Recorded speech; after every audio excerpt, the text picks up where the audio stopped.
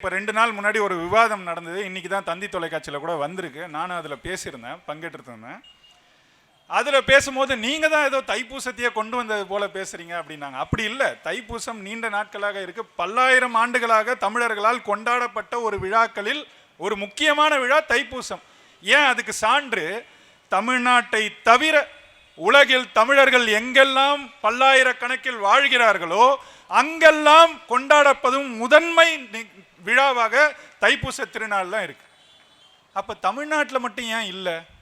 10 ஆண்டுகள் பின்னோக்கி போங்கன்னு. அதுக்கு மேல அந்த தொலைக்காட்சி விவாதத்தில் நமக்கு அவ்வளவுதான் நேரம். அவங்க பக்கத்துல இருந்து கேள்விகளை கேட்டுக்கிட்டே இருப்பாங்க. நம்ம அதுக்கு சார்ந்து வேற பதில்களை சொல்ல வேண்டியிருக்கும்.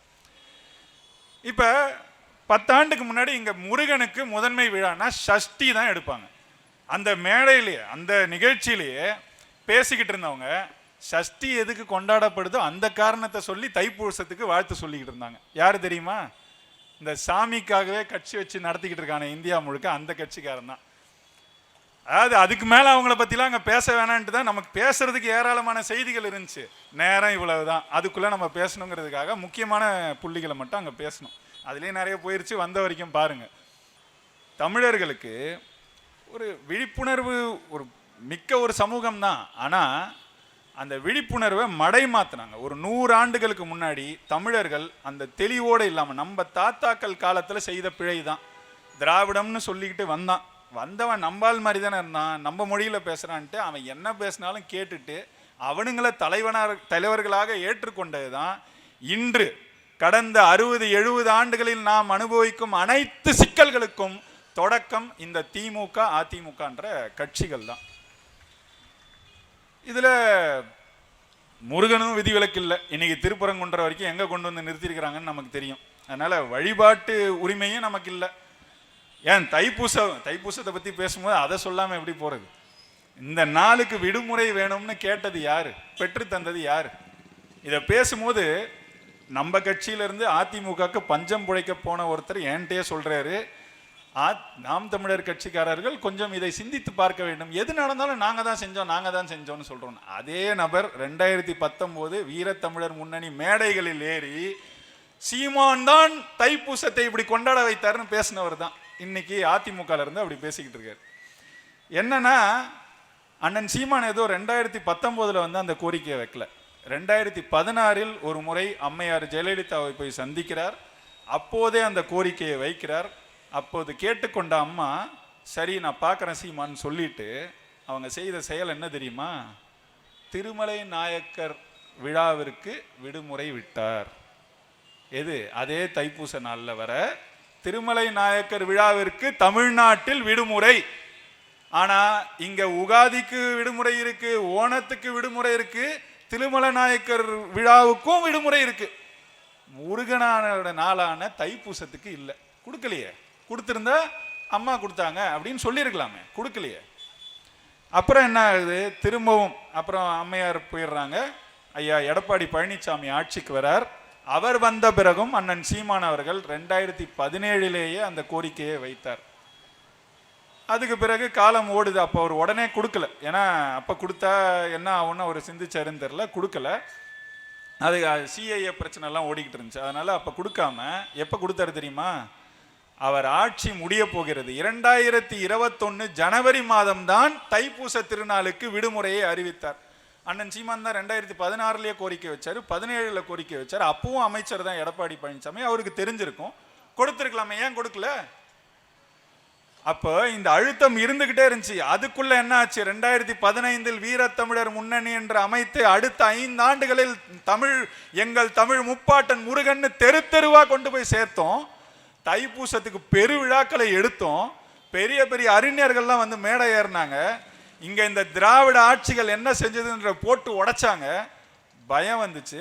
திராவிட 25 கோடின்னு லேபிள் ஓட்டினது போல ஆட்சி கவிழும் போது, ஆட்சி முடியும் போது விடுமுறையை அறிவித்து விட்டு லேபிள் ஓட்டினது தான் எடப்பாடி பழனிசாமி தைப்பூசத்துக்கு விடுமுறை விட்டது. அதனால நீங்க கவனமா இல்லை, இதான் நடக்கும். கிட்னி திருடு நடக்குது இல்ல, அந்த மாதிரி ஒவ்வொரு உள்ளுறுப்பு சிக்கல்களுக்கும் இங்கு தீர்வு கிடைக்கும். என்னது? மார்க்கெட்டிங் பண்றான். எங்க? ஆப்பிரிக்கா நாடுகள். நீங்க பார்த்துருப்பீங்க, பெரிய மருத்துவமனைகளுக்கு போங்க, உங்களுக்கு சம்பந்தமே இல்லாத ஆப்பிரிக்காக்காரன் உட்காந்துருப்பான். நானும் நினச்சிருக்கேன், ஏன் உட்காந்துருக்கான்? கண் மருத்துவமனைக்கு போனீங்கன்னா இருப்பான், இந்த மாதிரி உள்ளுறுப்பு சார்ந்த மருத்துவமனைக்கு போனீங்கன்னா இருப்பான், ஏன் உட்காந்துருக்கான்னு கொஞ்ச நாள் கழித்து தான் நமக்கு தெரியுது இங்கே என்ன நடந்துக்கிட்டு இருக்குன்னு. இது மட்டும் இல்லை, இதை விட பெரிய பெரிய சிக்கல்கள் இருக்குது இங்கே. இப்போ எல்லா இடங்கள்லையும் தெருவுக்கு ஒரு கருத்தரிப்பு மையம் பார்க்குறீங்க. அதில் ஒரு பெரிய சிக்கல் இங்கே நடந்துக்கிட்டு இருக்கு. பெருசாக பேசப்படாத ஒரு சிக்கல் இருக்குது. என்னென்னா, எல்லாருக்கும் தெரியும் இன்றைக்கி இது வந்து பெரிய சிக்கலாக உருவாகிட்டே இருக்குது. இயல்பான மகப்பேறுங்கிறதே வந்து இப்போ அரிதிலும் அரிதான ஒன்றாக மாறிக்கொண்டு வர சூழலில் நம்ம பார்க்குறோம். இந்த சூழலில் பயன்படுத்தி கொண்டு அந்த கரு முட்டைகள் இருக்குல்ல, அதை எடுக்கிறதா இருக்கட்டும், விந்தணு எடுக்கிறதா இருக்கட்டும், இதையெல்லாம் வட இந்தியர்களிடம் மட்டுமே வாங்குகிறார்கள் இந்த மருத்துவமனைகள். தெரியுமா? இது எவ்வளவு பெரிய, இங்கே தமிழ்நாட்டில் ஏற்கனவே பேசும்போது சொன்னது போல் தூய ரத்தம் ஓடும் ஒரு இனமாக தமிழ் இனம் இருக்குது. அப்போ இவனை வந்து என்ன செஞ்சும் அடக்க முடியல. எவ்வளவு அடக்கினாலும் திடீர்னு ஜல்லிக்கட்டுன்னு ஒரு பிரச்சனைனா மொத்தமாக கூடிடுறான். இவனை கட்டுப்படுத்தவே முடியல. கடைசியில் ஏங்க உச்ச நீதிமன்றமாக இருந்தாலும் சரி, நாடாளுமன்றமாக இருந்தாலும் சரி, எல்லாரும் மக்களுக்கு மண்டியிட வேண்டிய ஒரு நிலை ஏற்பட்டு விடுது. அப்போ இவனை அடக்கிறதுக்கு என்ன வழின்னு பார்க்குறான். இவனை கலப்பினமாக மாற்றணும்னு தான் இந்த ஒரு வேலை திட்டத்தை மறைமுகமாக செய்து கொண்டிருக்கிறார்கள். இப்போ நான் சொன்ன சிக்கலை நீங்கள் போய் தெரிஞ்சுக்கணும்னா கூட வாய்ப்பு இல்லை. அங்கே வேலை செய்பவர்கள் உங்களுக்கு சொன்னால் மட்டுமே இது தெரிய வாய்ப்பு இருக்குது. இதெல்லாம் நமக்கு தெரிஞ்ச கொஞ்சம். அப்போ இன்னும் உள்ளே போனால் எவ்வளவு சிக்கல்கள் இருக்கும். கடந்த 15 ஆண்டுகளில் மட்டும் எங்கெல்லாம் பள்ளிகளில் சுவர்கள் இடிந்து விழுந்து மாணவர்களுக்கு காயம் ஏற்பட்டது, எத்தனை பேர் இறந்தார்கள்னு தேடி பார்த்தா வெறும் 15 ஆண்டுகள். அம்மையார் ஜெயலலிதா 2011 ஆட்சி கட்டிலில் ஏறிய பிறகு இன்று வரை 2026 ஜனவரி வரை 7 மாணவர்கள் இறந்திருக்கிறார்கள். 40க்கும் மேற்பட்டவர்கள் காயம்பட்டிருக்கிறார்கள். யாரு? பள்ளிக்கு நீங்க அனுப்பின மாணவர்கள். எந்த பள்ளி? அரசு பள்ளிகள். 7 பேர். இப்போ நடந்துச்சு, உங்களுக்கு ஞாபகம் இருக்கும். இப்போ ஒரு மாதத்துக்குள்ள திருவள்ளூர்ல நடந்தது. அதுக்கு முன்னாடி மதுராந்தகத்தில் நடந்துச்சு. அதுக்கு முன்னாடி செங்கல்பட்டில் நடந்துச்சு. அதுக்கு முன்னாடி திருநெல்வேலியில் நடந்துச்சு. தொடர்ச்சியாக பள்ளிகளில் சுவர்கள் இடிந்து விழுவதும், கூரை இடிந்து விழுவதும், அதனால் மாணவர்கள் மடிவதும் காயம்படுவதும் தொடர்ச்சியாக நடந்து கொண்டிருக்கு. ஆனால் இங்கே ஒரு முதலமைச்சர் கல்வியில் சிறந்த தமிழ்நாடு அப்படின்னு ஒரு நிகழ்ச்சி எடுத்து கூச்சமே இல்லாமல் வெக்கமே இல்லாமல் இறந்த மாணவர்களை போய் சந்திக்காத ஒரு முதல்வர் கல்வியில் சிறந்த தமிழ்நாடுன்னு முன்னெடுக்கிறாரு. அங்கே வந்து நான் உங்களை கட்டி பிடிச்சிக்கிட்டுமா அப்பா அப்படின்ட்டு ஒரு பொண்ணு அங்கேருந்து ஓடி வர்றதுக்கு ஒரு நாடகத்தை நடத்தி காட்டுகிறார். அப்போ இது எப்படிப்பட்ட அரசு? இந்த அரசை அறிவார்ந்த தமிழ் சமூகம், கற்ற தமிழ் சமூகம் தொடர விடலாமா? தூக்கி எறிக வேணாம். நாம் பேசும் அரசியல் தமிழ் தேசிய அரசியல். தமிழ் தேசிய அரசியல்னா என்ன? தமிழ், தமிழர், தமிழ்நாடு இதுக்கான உரிமைகளை பெற்று நாமும் ஒரு பெருமை மிகு வாழ்வை வாழ வேண்டும் என்கிற ஒரு நிலையை அரசியல் வழியாக உருவாக்குவது தான் நம் நோக்கம். அதுதான் தமிழ் தேசிய அரசியல். இப்போ அதில் முதன்மை கொள்கை என்ன? நமக்கு மொழி கொள்கை இருக்குது. தமிழ் கடவுள் முருகன், அவரை போட்டுறோம். இந்த நாளில் இங்கே சுற்றி பாருங்களேன், சுற்றி இந்த இடத்துல நீங்கள் உட்காந்துருக்கீங்க, சுற்றி இங்கே கூட ஆர்கே ஏதோ இருந்த ஆர்கே கன்சல்டன்சி, அங்கே தமிழ் இல்லை. வரதராஜா சினிமாஸுங்கிறது பெருசாக ஆங்கிலத்தில் தெரியுது, ஓரமாக தமிழில் எழுதியிருக்கான். எழுதலைன்னா திட்டுவானுங்களேன்றதுக்காக. அந்த பக்கம் பாருங்க, பியூட்டி சலூன். என்ன பியூட்டி சலூன்? அழகு நிலையம்னு தமிழில் வச்சா வரமாட்டாங்களா? தமிழர்கள் பயன்படுத்த மாட்டாங்களா? இப்படி ஒவ்வொரு கடையா பாருங்க, சுத்தி டிசைன் அண்ட் பில்டு. தமிழே இல்லை. இதுதான் தமிழ்நாடு. இதை உருவாக்கியதுதான் இந்த திராவிட ஆட்சிகள். 58 ஆண்டுகளாக இவர்கள் சாதித்தது என்னன்னா, உட்கார்ந்த இடத்துல சுத்தி பாருங்க, தமிழை எப்படி கெடுத்து அழிச்சு வச்சிருக்காங்கன்றது உங்களுக்கு புரியும். இப்ப நம்ம பேசுறது சிட்ல பார்க்கன்றதுனால எனக்கு ஒரு நம்பிக்கை பிறக்குது. ரொம்ப இவங்களை வந்து திட்டி சொல்ல வேண்டிய தேவையில்லைன்னு நினைக்கிறேன். நம்ம பக்கத்தில் இங்கே இடதுபுறத்தில் இருக்கிறது சிட்லப்பாக்கம் ஏரி. எனக்கும் நினைவு இருக்குது, 2015 இந்த பெரு வெள்ளம் வந்தது இல்லையா, அதுக்கு பிறகு இந்த மாதிரி மீண்டும் சென்னை ஆகிவிடக்கூடாது என்று ஏங்கி யார் எந்த நிகழ்ச்சி முன்னெடுத்தாலும் போய் நின்ற இளைஞர்களில் நானும் ஒருவன். அப்படி இந்த சிட்லப்பாக்கத்துக்கு என் நினைவு தெரிஞ்சு தோழர் வந்து 2019ன்னு சொன்னார். எனக்கு தெரிஞ்சு 17லேருந்து இந்த வேலை தொடங்கிடுச்சு. 17லேருந்து ஒரு கூட்டமைப்பை உருவாக்கி அவங்க சிட்லப்பாக்கம் ரைசிங்னு வேலை செய்ய தொடங்கினாங்க. 19 வேலை தொடங்குச்சு. ஏன்னா அந்த வேலை தொடங்குறதுக்கு முன்னாடி அவ்வளவு சிக்கல்கள் இங்கே இருந்துச்சு. அவங்க வேலையை தொடங்குறதுக்கு இந்த பகுதியெலாம் எப்படி இருந்துச்சுன்றத சொன்னாங்க. நான் வந்து பார்க்கும்போது அந்த பக்கத்தில் வந்து பார்த்துருக்கேன். அப்போவும் ஒன்றும் ரொம்ப சிறப்பாலாம் இல்லை. 19 வந்து பார்த்துருக்கேன். 3 ஆண்டுகள் வேலை நடந்தது. மக்களே கூடினார்கள். ஒவ்வொரு வார இறுதியும் 1000, 1200, 2000 பேர் வரை கூடி கொஞ்சம் கொஞ்சமாக சுத்தம் செய்யப்பட்டது தான் இந்த ஏரி. ஆனால் சுத்தம் செஞ்ச பிறகு ஓரளவுக்கு இது மக்கள்லாம் கூடுறாங்க, 1000 பேர் கூடுறாங்க, 2000 பேர் கூடுறாங்க, அவங்களே தன்னெழுச்சியா கூடுறாங்கன்னா ஆட்சியில் இருக்கிறவங்களுக்கு ஒரு அச்சம் வரத்தானே செய்யும். வந்தது. உடனே என்ன பண்ணாரு எடப்பாடி பழனிசாமி அவர்கள், அன்றைக்கு ஆட்சியில் இருந்தவர் அவர் தான். அவர் என்ன பண்ணாரு, 25 கோடியை நாங்கள் தருகிறோம். மக்கள் உங்ககிட்ட காசே கேட்கலீங்களே, சுத்தம் செஞ்சுட்டாங்கன்னு உங்க கடமையை செய்ய சொன்னாங்க. நீங்க காசை கொடுக்குறேன்னு சொல்லிட்டு அங்க பாருங்க போர்டை பாருங்க. வந்த உடனே என் கண்ணில் அதான் மாட்டுச்சு. இந்த மாதிரி இதுதான் இந்த லேபிள் ஒட்டுற வேலை. மக்கள் வந்தாங்க, மக்கள் கோரிக்கை வைத்தாங்க. 2017 19 வரை நீங்கள் சரி செய்யுங்கள்னு சொன்னாங்க. அப்ப ஆட்சியில் இருந்த யார்? இந்த எடப்பாடி பழனிசாமி தானே. அப்ப சுத்தம் செய்யறதுக்கு வக்கில்ல. 19 மக்களை கூடி செய்ய தொடங்கின பிறகு 25 கோடியை ஒதுக்கிவிட்டு அதுக்கு போர்டு மட்டும் வச்சுக்க தெரியுது உங்களுக்கு. நீங்க ஏதோ ஒரு வகையில சிட்லப்பாக்கத்தில் வாழ்றதுனால மக்கள் ஓரளவுக்கு விழிச்சுக்கிட்டாங்க. அந்த சிக்கல் வழியாக ஒன்று கூடிட்டாங்க. இங்க சாலை கூட ஓரளவுக்கு நல்ல சாலையா இருக்கு. உங்களுக்கு பக்கத்தில் இருக்கிற ஊர்களை போய் பாருங்க, இன்னும் எவ்வளவு மோசமான நிலையில இருக்கு.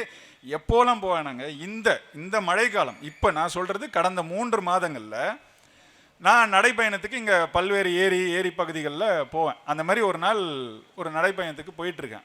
வேங்கை வாசல் சித்தேரின்னு ஒன்று இருக்குது. இங்கே தான் வேங்கை வாசலில் இருக்குது. அங்கே போகிறேன். என்ன ஒரு சிலருக்கு அங்கே தெரிஞ்சிருந்தது. உடனே வந்துட்டு, தம்பி இந்த மாதிரி ஒரு சிக்கல் இருக்குது அப்படின்னா, போகும்போதே பார்த்துட்டேன் சிக்கலை, எனக்கு தெரிஞ்சுது. போயிட்டு இருந்தேன். வந்து இந்த மாதிரி ஒரு சிக்கல் இருக்குது இங்கே. அவங்க கொஞ்சம் மூத்தவர்கள் சில பேர் இருந்தாங்க, கூப்பிட்டு பேசணும்னு சொன்னாங்க. பேசணும் என்னன்னா, அதற்கு அந்த பக்கத்தில் 2 நிறுவனங்கள் இருக்குது. அந்த நிறுவனங்கள் ரொம்ப காலமாக அங்கே இயங்கிட்டு தான் இருக்குது. ஒரு பெரிய இனிப்பகம், சென்னையில் நீங்கள் எங்கே பார்த்தாலும் அந்த இனிப்பகம் இருக்கும்.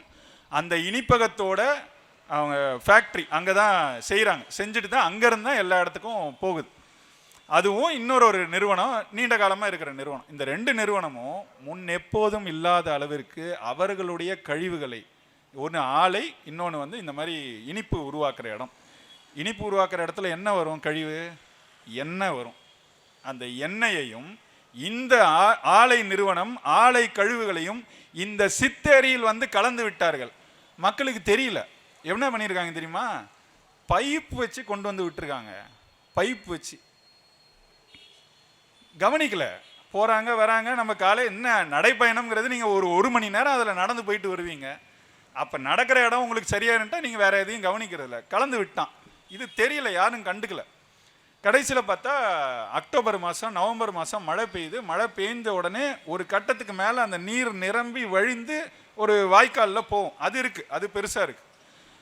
அப்போ நிரம்பி வழிந்து அப்படி வரும்போது தான் தெரியுது, முழுக்க அந்த எண்ணெய், இவங்க அனுப்பின அந்த ஆலை கழிவு இதெல்லாம் சேர்ந்து, தம்பி மகிழன் பேசும்போது சொன்னார்ல நுரை வருதுன்னு, ஆள் உயரத்துக்கு நுரை ஒரே ஒரு ஏரியிலிருந்து வருது. மக்களே, எவ்வளவு கேவலமான நிலையில ஒரு ஏரியை, இப்போ இந்த ஏரிக்கு கூடினது போல கூடுறதுக்கு அங்கே மக்கள் இல்லை. அங்கே அதிக அளவு ஒரு 50 பேர் 100 பேர் தான் நடைப்பயணத்துக்கு வராங்க.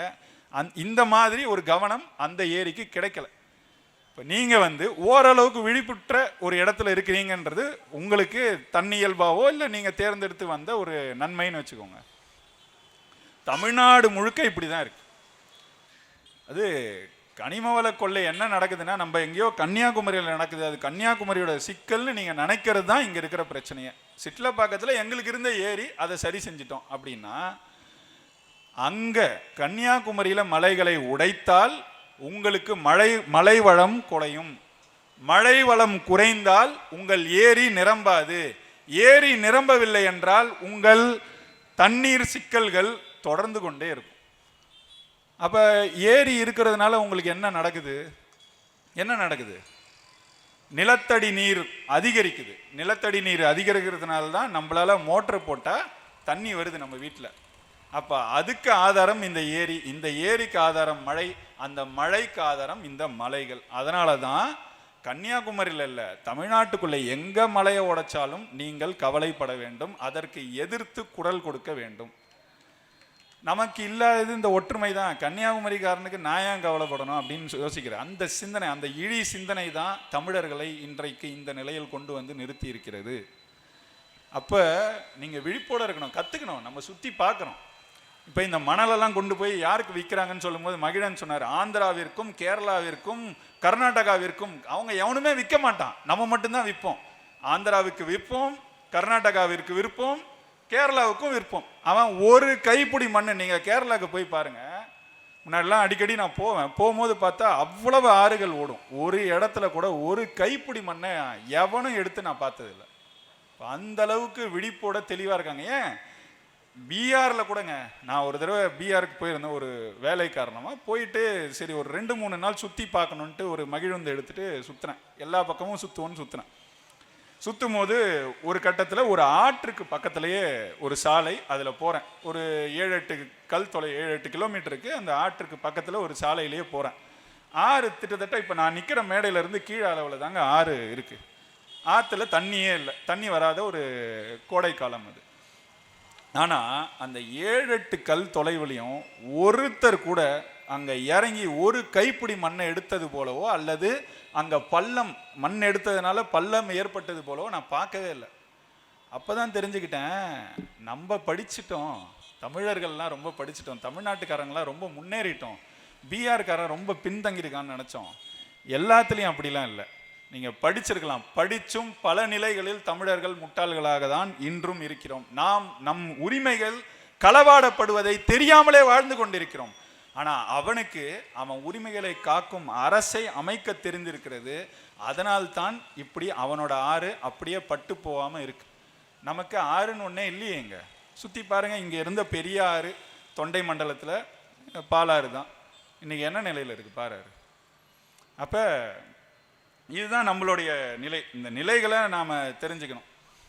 இப்போ இங்கே நமக்கு பாதுகாப்பு கொடுக்குற காவல்துறை, அவங்களுக்கு எவ்வளவு சிக்கல்கள். இந்த அரசில் யாருக்கு சிக்கல் இல்லை? எல்லாரும் போராடிட்டாங்க. மருத்துவர்கள் போராடினாங்க, செவிலியர்கள் போராடினாங்க, போக்குவரத்து துறை போராடினாங்க, ஆசிரியர்கள் போராடினாங்க, பேராசிரியர்கள் போராடுறாங்க. காவல்துறையிலையும் 2-3 போராட்டம் வந்துருச்சுங்க. ஒருத்தர் கடுமையாக பேசினார். இப்போ 2 வாரம் முன்னாடி ஒரு காணொலி வந்திருக்கும், பார்த்துருப்பீங்க. கடுமையாக பேசிட்டு என் வேலை போனாலும் பரவாயில்ல அப்படின்ட்டு அவர் பேசணும்னு பேசிட்டாரு. அப்போ எவ்வளவு அழுத்தம். அவங்களால ஒரு சங்கம் கூட அமைச்சிக்க முடியாது. மற்ற துறையிலையாவது சங்கம் அமைச்சு அவங்களோட கோரிக்கைகளை முன்வைக்க முடியும். காவல்துறைக்கு அதுக்கும் வாய்ப்பு இல்லை. அப்போ அவங்களுக்கு இதுதான் சிக்கல். அப்போ அவங்களுக்கான தீர்வு என்ன? இப்போ நம்ம வெறும் சிக்கலை முன்வைச்ச நமக்கும் மற்றவர்களுக்கும் என்ன மாற்றம்? மாற்றத்திற்கான அரசியல் நம்ம சொல்லும்போது தீர்வுகளை முன்வைக்கணும். இப்போ இல்லைங்க, சரியாக 10 ஆண்டுக்கு முன்பு 2016 காவல்துறையினர் சந்திக்கும் சிக்கல்களும் அதற்கான தீர்வுகளையும் நம்முடைய ஆட்சி வரைவில் அண்ணன் சீமான் அவர்கள் முன்வைத்தார். என்ன தீர்வு தெரியுமா? காவல்துறையினருக்கு சுழற்சி முறையில் வாரம் 1 நாள் விடுமுறை வழங்கப்படும்.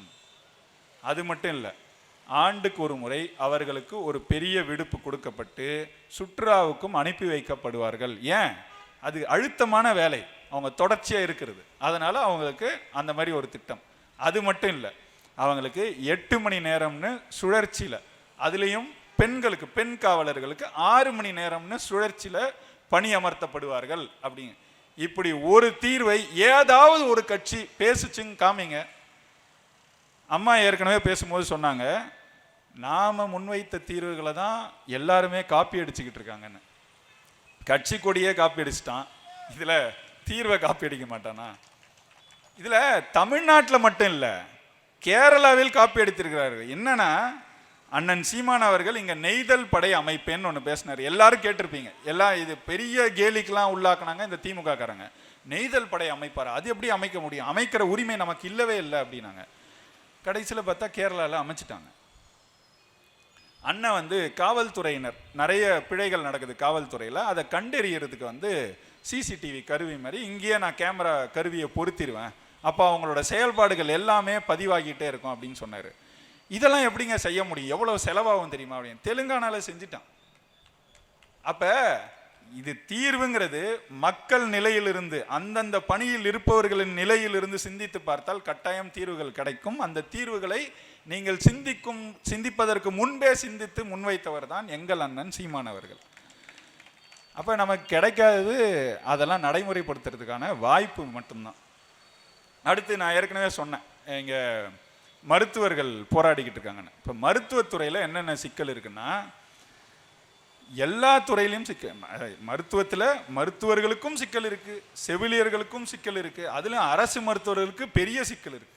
படிச்சுட்டு வராங்க, அதை ஒரு சேவைன்னு நினச்சி படித்த காலம் இருந்துச்சு. இன்றைக்கி அப்படி இல்லை. படித்த காலம் இருந்துச்சு, வந்தாங்க, சேவையாக பணிபுரிய வந்தார்கள். ஆனால் அவர்களுக்கு அவர்கள் பணியிடங்களில் கிடைப்பது சிக்கல்கள் மட்டுமே.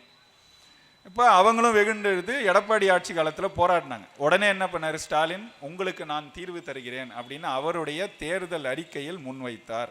இதுவரை அதில் ஒரு தீர்வை கூட அவர்களுக்கும் சரி செவிலியர்களுக்கும் சரி கொடுக்கவே இல்லை. அப்புறம் எப்படி மருத்துவம் நல்ல மருத்துவமாக இங்கே இருக்கும்? எல்லாரும் மாற்றுத்திறனாளிகள் போராட்டத்தை பார்த்தோம், ஒரு ஓராண்டுக்குள்ளே நடந்தது தான். தூய்மை பணியாளர்களை என்ன செஞ்சாங்களோ அதை விட மோசமாக அவர்களை நடத்தினார்கள். என்ன பண்ணாங்க, கூட்டிகிட்டு போய் அவங்களால வர முடியாத ஒரு இடத்துல இறக்கி விட்டுட்டு வந்துட்டாங்க.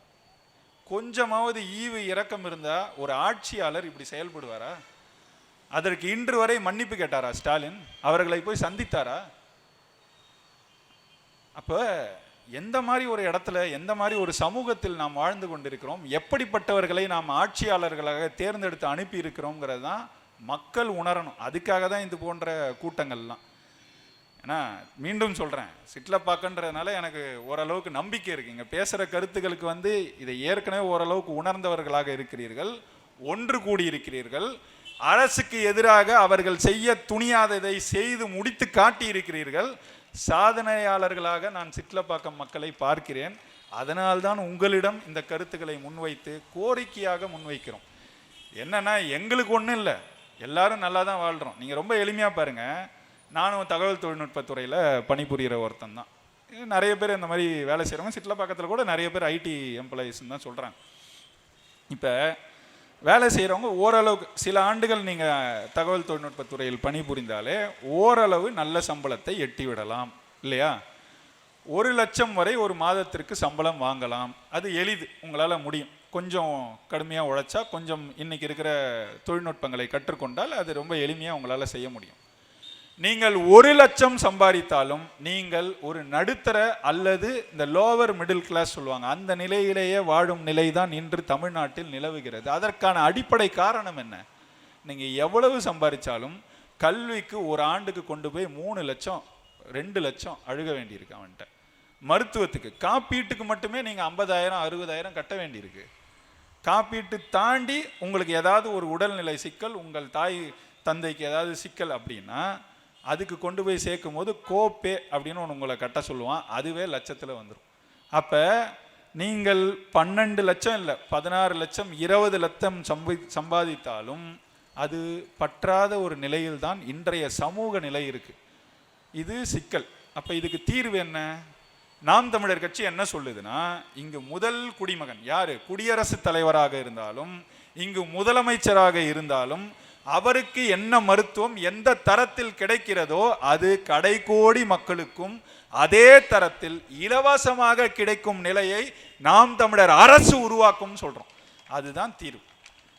அப்ப இது நடந்தா எப்படி இப்ப நான் சொன்ன ஐடி எம்ப்ளாய்க்கு சிக்கல் தீரும் அப்படின்னா, அவன் ஒரு மாதத்துக்கு 1 லட்சம் சம்பாதிக்கிறான், 12 லட்சம் சம்பாதிச்சா அவன் கல்விக்கு மட்டும் 2 லட்சத்தை ஒதுக்கிடுறான், மருத்துவத்துக்கு ஒரு 2 லட்சத்தை ஒதுக்கிடுறான். அப்போ திரும்பவும் அவனுக்கு மாதத்துக்கு 50,000 ரூபாய் 60,000 ரூபாய் தான் வாழ வேண்டியிருக்கு. அப்போ அதில் ஒரு நடுத்தர வாழ்வு தான் வாழ முடியும். கல்வி இலவசமாக கிடைச்சிருது, கல்வி நல்ல தரத்தில் பள்ளிகளை மேம்படுத்திடுறோம், மருத்துவத்தை மேம்படுத்திடுறோம். அது உங்களுக்கு இலவசமாக பொது மருத்துவமனையில் அரசு மருத்துவமனையிலேயே நல்ல மருத்துவம் கிடைத்துவிடும் என்ற நிலை உருவாகிவிட்டால் உங்கள் கையில் 3 லட்சம் தங்கும். அப்போ நீங்கள் ஒரு நல்ல வாழ்வை வாழ முடியும். அப்போ இதுதான் தீர்வு. உங்களுக்கு சிக்கலே புரியாத நிலையில தான் நம்மளை வாழ வச்சுட்டு இருக்கான். ஓடு ஓடு ஓடு, இன்னும் இது பத்தாது, இன்னும் 20 லட்சம் வாங்குறியா, 30 லட்சத்துக்கு ஒரு இடத்துல வேலையை பாரு, ஓடு, உழைச்சிக்கிட்டே இரு, 12 மணி நேரம் உழ, 16 மணி நேரம் உழ, செத்துப்போ. அந்த நிலையை தான் இங்கே உருவாக்கி வச்சிருக்காங்க. மழை காலம் வந்தால் தெரியும் எங்கே தண்ணி தேங்கி நிற்கிது, எப்படி நீங்கள் தாண்டி போறீங்க. ஒன்றும் இல்லை, சாலைகளை பாருங்க, இந்த சாலை பரவாயில்ல, ஆனால் எத்தனை சாலைகள் மனிதர்கள் பயன்பாட்டுக்கான சாலைகளாகவே இல்லை. எங்கள் வீட்டுக்கிட்டலாம் ஒரு சாலை இருக்குது, நான் வந்து கேப் புக் பண்ணி யாராவது வந்தால் புலம்பிக்கிட்டே வருவாங்க. ஏன்னா இப்படி ஒரு இதோ இங்கே இருக்குல்ல, இங்கேருந்து இந்த இறக்கம் மாதிரி ஒரு இறக்கம், அதுலேருந்து 3 அடியில் திரும்ப ஒரு ஏற்றம், இதில் ஒரு அடி அதில் ஒரு அடி வாங்கிட்டு தான் அந்த காரே நம்ம வீட்டுக்கு வரும். அப்போ எவன் வருவான்? திட்டிக்கிட்டே வருவாங்க, என்ன சார் நீங்கள் எங்கே கூப்பிடுறீங்க அப்படின்னு. இப்போ இதுக்கு தீர்வு இருக்கா அப்படின்னா, அண்ணன் சீமான் அண்மை காலத்தில் பெருசாக இல்லை, ஆனால் முன்னாடி 2016, 17, 18 நிறைய பேசியிருக்காரு. என்ன தெரியுமா சொன்னார்? தமிழ்நாடு முழுவதும் இந்த சாலை என்ன பண்ணுறாங்க, இவங்க மேலே மேலே போட்டுக்கிட்டே இருப்பாங்க. எல்லாருக்கும் நினைவு இருக்கும், 2021 திமுக ஆட்சி அமைந்த பிறகு ஐயா இறையன்பு அவர்கள் தலைமைச் செயலாளராக இருக்கும்பொழுது, அப்படி செய்யாதீர்கள், அந்த சாலையை நீங்கள் புனரமைக்கும் போதோ அல்லது மீண்டும் ஒரு சாலையை அதன் மேல் போடும்பொழுதோ சரியாக தோண்டிவிட்டு மீண்டும் அதே நிலையில் இருப்பதை உறுதி செய்ய வேண்டும் அப்படின்னு தலைமைச் செயலாளர் ஒரு அறிவிப்பை கொடுத்தார். இன்று வரை எங்கேயாவது நடைமுறைப்படுத்தி பார்த்துருக்கீங்களா நீங்க? அப்ப இவங்க என்ன செய்யறாங்க அப்படின்னா, அப்படியே இருக்கும், அதுல 40% இவங்களுக்கு கமிஷன். அந்த 40% தான் எப்படி இருக்கோ அது மேலே எங்கேயோ வீடு இடிச்சாங்கன்னா அந்த ரப்பிஷை கொண்டு வந்து கொட்டிடுறது, மேலேயே அப்படியே சும்மா போட்டுட்டு போகிறது. அடுத்த ஆண்டுக்குள்ளே அது சிக்கலாகும், திரும்பவும் அவங்களுக்கு கான்ட்ராக்ட் போகும், திரும்பவும் அதில் 40% கமிஷன், திரும்பவும் சாலையை போடும். இதுதான் இங்கே நடந்துக்கிட்டு இருக்கு. இதுக்கு அண்ணன் சீமான் ஒரு தீர்வை முன்வைத்தார். என்ன தெரியுமா? சிந்திச்சு பாருங்க, இது 2016 சொல்லிட்டாரு. மக்கள் உணர்ந்திருந்தா தமிழ்நாடு முழுவதும் இன்று சாலைகள் நல்ல சாலைகளாக அமைந்திருக்கும். ஏன்னா அண்ணன் சீமான் சொன்னது என்ன தெரியுமா?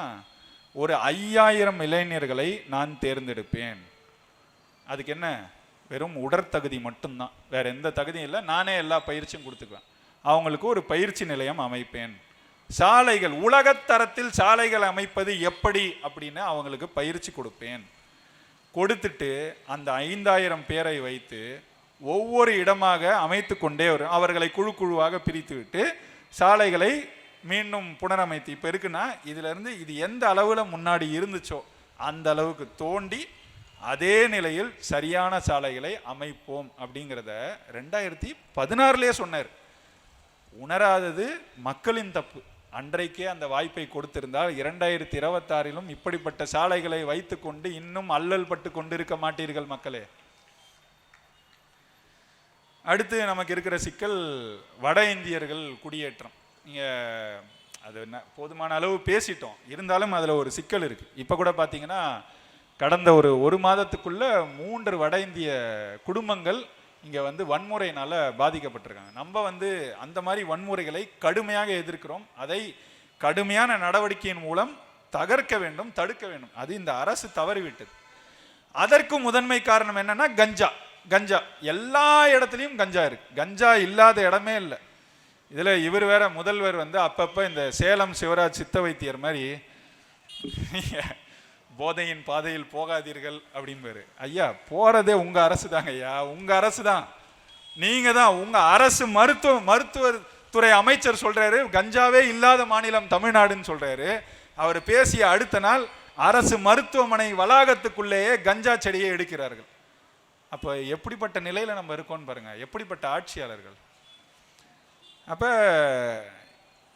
இந்த மாதிரி ஒரு நிலையில தான் இங்க குற்றங்கள் பெருகுது.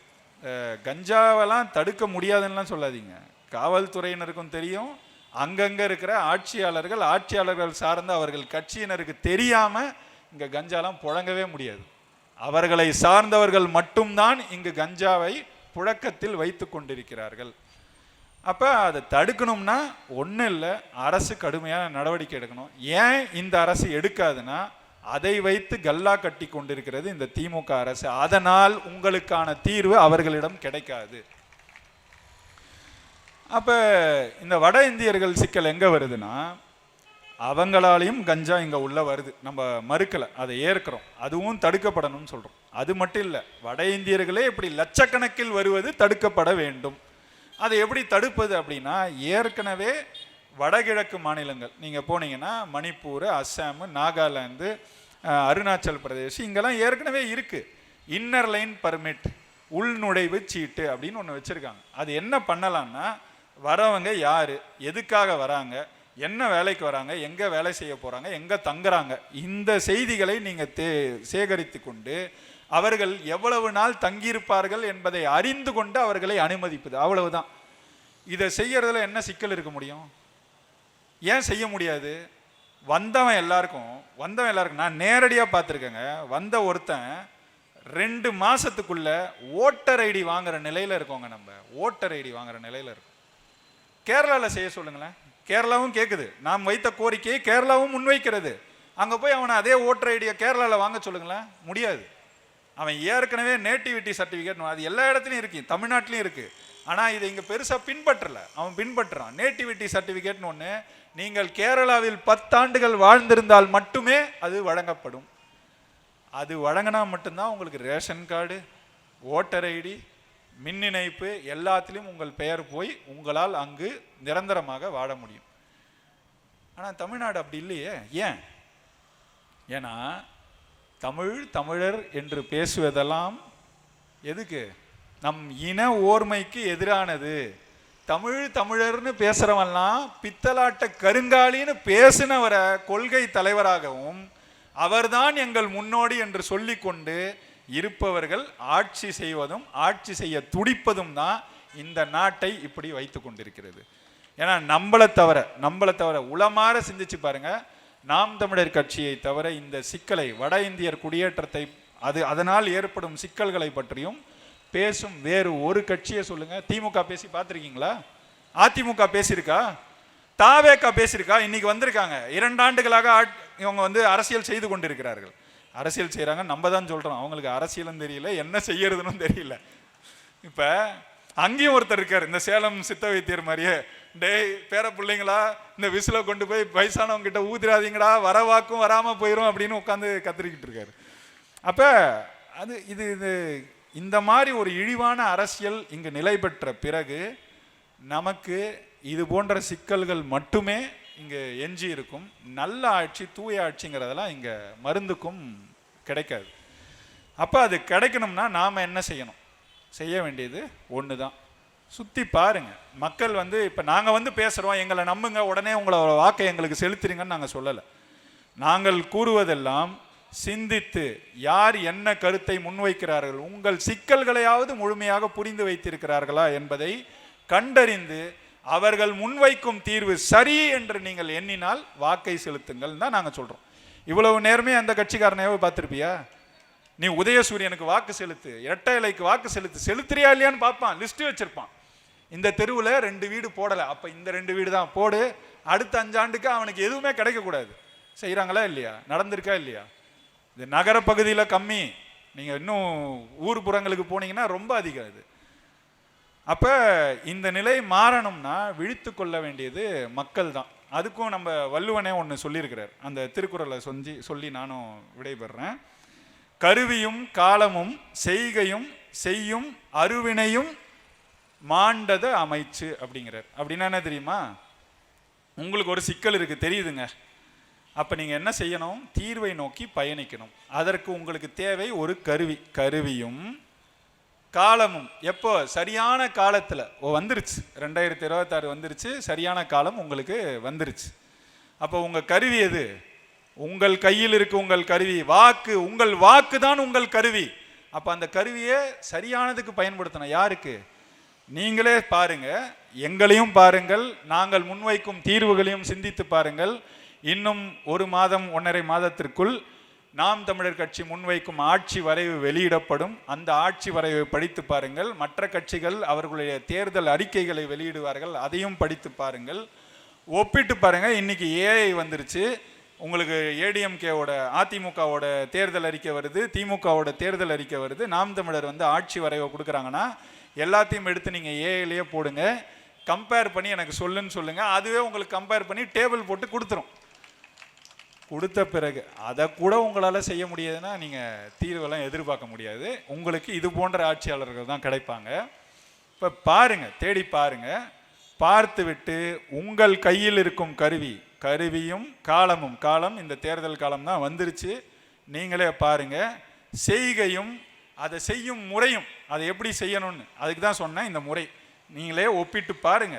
பார்த்துட்டு அந்த ஒரே ஒரு வாக்கை இந்த விவசாய சின்னத்தில் போட்டு பாருங்கள்.